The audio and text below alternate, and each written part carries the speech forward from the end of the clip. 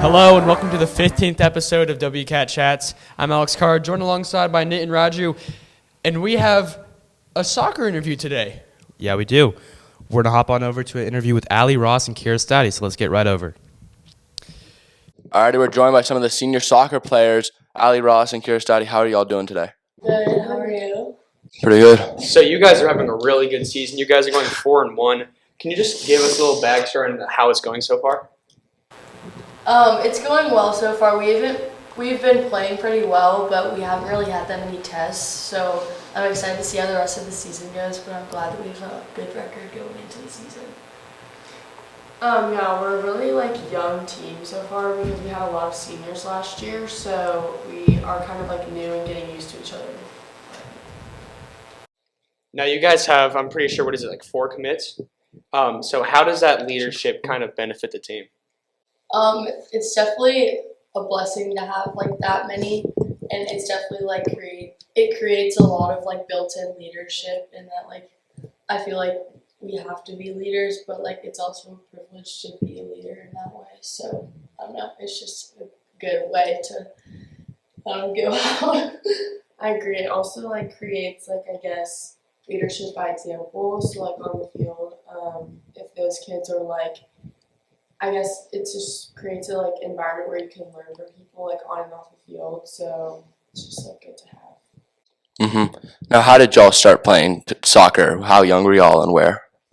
I was, I think, 5, and I started in a rec league on the Pink Flamingos. And then I switched to Top Hat and Little Hatter, so young, very young. Yeah, I think I was 3 or 4, but I started on a little rec team too. At NASA, and then I did the same as Allie, went to Little Hatters. So what was that moment when you realized you could play at the next level? For me, it definitely took the right coach to give me the right confidence and recognize how good I was, because before that I kind of wasn't as confident in my ability, and he kind of gave me a sense of confidence and made me want to work hard to get to the next level, and it was kind of my decision, I want to do this, so it kind of propelled me to work harder and try and get to that level. I think for me, I kind of realized early on that if I worked really hard, I could get there. Because I had a sister who did it, and we were 4 years apart, so she pretty much did everything that I was going to do before I did it. So I kind of got that role model piece. So I think I realized earlier on, if I really wanted to do it, I could. Now, do you guys think that there's a Westminster coach that's helped you guys go to the next level? Definitely Coach Logren. I feel she's definitely been a great coach even in the short amount of time that we've had her, and I feel she gives us a lot of confidence as players and lets us be creative on the field, which is definitely something that I love doing, and I just feel she also is a great leader for the team, and it's definitely really tries to get as close with all the girls as she can. Yeah, I think she cares a lot about our team chemistry, as much as she cares about developing us, and I think she's also a person who's very open to feedback and what other people think. So I Allie and I, if we have an idea or something, we can always go to her and she'll always listen and use it if it's necessary. So at Westminster, do you have a favorite soccer memory from your year so far? This year or in general? Just in general. I think mine's probably winning state last year. I just say that because I felt we had I don't know, I felt we had a decent amount of fans, and we don't usually get that, so I felt really supported when we were there. It kind of sucked at the beginning because it was raining, but then it dried up, and it was I don't know, it was just a good game. For me, it was probably either winning state sophomore year, just because it was the first time being in that atmosphere, because we missed our freshman year because of COVID, and it was even though it was at Mercer and there weren't any fans there, it was still so much fun to be playing on that big field. And I also, another memory is as a team last year, we went to Foley Beach, and it was just a great bonding experience for the team, and I definitely think it helped our team chemistry so much last year, so that's another one. Do you guys think you'll be able to go back to state again this year? I think so. I think so. If we like have the right discipline and our team chemistry like comes back together like it was last year, we can just like work as a team to get there. I think we definitely can like have a chance to go far in the playoffs. I think it's gonna be a lot of building because, like I said, we're new. But like I definitely think we can get there. And how do y'all try to balance your schoolwork as well as playing soccer? It just takes a lot of organization, honestly. Like I don't know, I'm an organized person, but I think that's because I've had to like deal with a lot of like time management and like figuring out like when I have time to do things, and it's just like you have to stay on top of it because you're probably not gonna have another time to like do your work or something. Yeah, and for me, I feel like we've been doing it for such a long time. It's kind of like become like very routine, and like don't get me wrong, it's taken a lot of practice to like get the right like techniques and strategies to do so. But like you definitely just gotta look ahead. And I'm just used to always trying to get my work done after practice because sometimes I'm more productive after practice instead of before. So I'm just trying to like learn what's best for me. And are there any younger players on the team that you think will be stars in the coming future?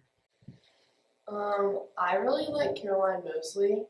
I just think she's a really disciplined player, and I don't know, I didn't really know anyone before the season, and so like I'm kind of like just now meeting her, but I think she's really technical, and I think she has like the potential to like go far, I guess, in her soccer career. Yeah, we have a lot of great young players, but like personally, I played a lot with Alex Fallon, and I just think she's like a natural leader on the field and off the field. So I think she's going to be great in the coming years, and I'm excited to see her as a leader next year. Whenever you have a big game, especially like state, do you have any like superstitions you like to do, pregame rituals? I put my left sock on before my right sock and my left shoe on before my right shoe every game. For big games, I don't know if I really change anything up. I kind of just like have my routine that I do. Usually I eat Panera if it's my choice. That's pretty much it. For me, I've like tried to not get many superstitions because then they start to like mess with my head, and I play better when I'm not like thinking about anything. Like if I'm like, oh my god, I forgot to do this, that like freaks me out. So for me, I always drink a Celsius before games. It's not really a ritual, but I just do that. And then before like a big game, I just try and kind of like put all my focus in the game instead of having any distractions. So like if I'm gonna put my headphones in or something like that, just trying to get focused on the game.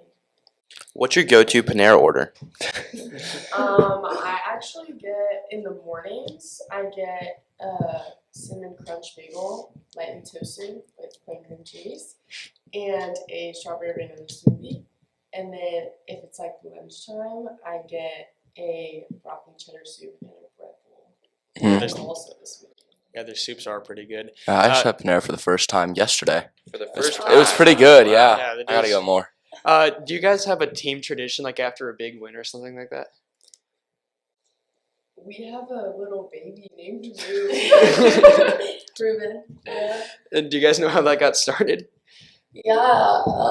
We just like found it in Gertie's one day. And There was actually kind of like it was like a train of events. Like me and Madeline Simpson, who graduated in 2021, we were like walking down to the trainer, and we just found him on the ground. And for some reason, she like picked him up and took him with us to the pregame room. And then everyone like, I don't know, it was kind of a weird then we day. started buying clothes for him, and now he's Ruben. Yeah. It's a good Instagram account as well. I don't know which one of y'all runs it, but it's pretty funny. All right. What else do we have? What advice do you guys give to a younger player if they're looking to get into high school soccer? Getting into high school soccer, I feel like it's just a really fun way to like get close with your like classmates on like a like sports team. And I think Westminster girls soccer has always just been this like safe place for everyone to like grow as a team. And like I think every like Westminster girls soccer I've seen, they're like so close, and like that's what makes them such good teams. So I definitely think like just try and try out. Like I think it's so worth it, and I think you should just take the chance. Yeah, I think for high school soccer too, I think a big piece of it is like your work rate and like how much you like try when you're playing. Um, because like genuinely like Allie said, you can I mean if you just try like and try out, like you never know and you might make it, but like your effort is what's gonna make you stand out. So both of you guys are playing on the Division One level. Can you talk to us a little bit about your recruiting process? My recruiting process was a little bit different. It was really long. I was super like worried about making the right decision, and so like I kind of told everyone I was just like I want to wait and like I want to slow it down. Like I want to like take this really slow and make sure I'm doing the right thing. By the end of it, I wanted to just be done, but it was like I'm very happy that I did it that way. Because if I didn't, I don't think I would have ended up where I am, and so I'm really happy that I did it that way. For me, I just like it was a really exciting time, and I honestly it did not go out how I expected, and I definitely was just looking for a school that had a good balance, like academically and athletically, and I knew I wanted like a school with like a good college town. So like I had those three things going into it, which kind of like helped me as I was going through the process, and it was just an amazing process, and I'm really glad with like where I ended up, and I think it was just like a great learning process for me. And do you guys have any specific goals to your soccer career going on to the next level? Well, I would like to win, like team wise, I would like to win like an SEC championship and I guess potentially a national championship. Individually, I'm just looking to like develop myself over my 4 years, and like if I'm so blessed to play professionally, that would be awesome. But like just keep on developing like over my 4 years. I just don't want to like hit a roadblock, and also keep developing myself like academically and I guess challenging myself there too. Yeah, for me, I definitely want to like as a team, I definitely want to look to win an ACC championship. That would be incredible, and then again, a national championship would be even cooler. And individually, I just want to like I'm so excited to start working with the coaches at Virginia, and I just really think that they're gonna help me like grow as a player. And I don't know, I really want to see like how I fit in with the team, and I really just want to help the team as much as I can and grow as a player. And then, like Kiera said, I want to see where like it takes me, and it would be a blessing to like play after college maybe. But I really just want to see how I grow as a player and continue to like love the game and have a fun time with my teammates. Is there any pro players that you maybe look up to or model your game after? When I was little, I definitely modeled my game after like Cindy LaRue. She's kind of an older player now, but she still obviously plays in like the NWSL. But I definitely modeled my game after her. She just like I don't know, she was a huge role model for me when I was little. Yeah, for me, it's always been Tobin Heath just because she plays my position and I just love the way she plays. But I also love Kylian Mbappe. But that's kind of like, I don't know, it's kind of different because he's a guy's player, but I just love watching him play. So those two players. Now, for the final question, if you could go back and give yourself younger self one piece of advice, what would it be? I think it would just be to like slow down and enjoy it. I think I was like really focused on my future even when I was like little, and it kind of like stopped me from enjoying some of like the little things and like just enjoying the game. Like I don't know, it was just like always like a job to me, and so like just making it more of like a I don't know, it's a game, so have fun. For me, it'd probably be just to always have confidence in yourself because I've like struggled with that, and I just feel like I play my best when I have like the most confidence. So for me, that's what I'd say to myself, my younger self, and definitely same as Kiera. Like soccer's like a game, and like that's like why we play it, and we play it because it's a fun game, and we play better and we're having fun. So definitely just always have fun with it because you're gonna play your best when you're having fun. Well, thank you guys so much for joining us, and we hope that you guys continue your success into the season. And now we'll head on over to sports, and we'll talk about the rest of the Wildcat spring seasons. Thank you so much, Allie and Kiera. I know it's very fun learning all about the soccer team and especially how dominant that girls team is and just going behind the scenes of what's going on in that team.